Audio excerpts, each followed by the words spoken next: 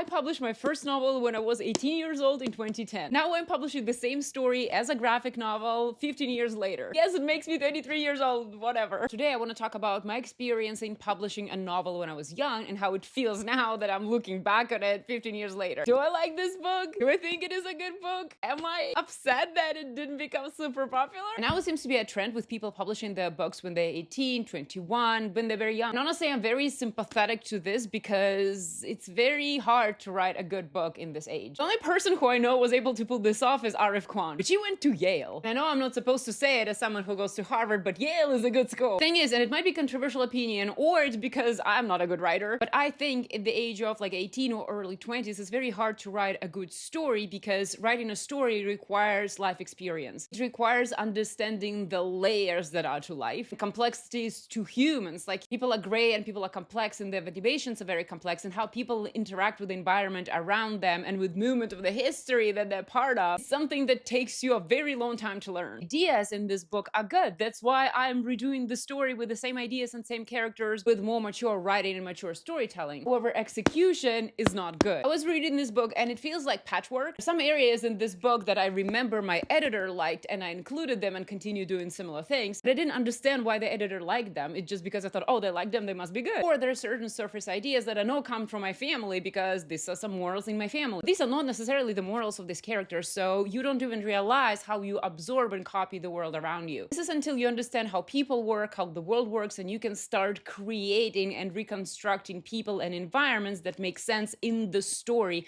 not just in the microcosm of your own life. The learning process doesn't stop there. I learn a lot just by drawing my graphic novel every year. I think that is because writing itself is not just the craft of writing and putting words together to create story. And it's not just the craft of creating entertaining narrative, but also an art of constructing life. So yeah, idea of my first fantasy novel is good, but execution is terrible. So watch out for my graphic novel.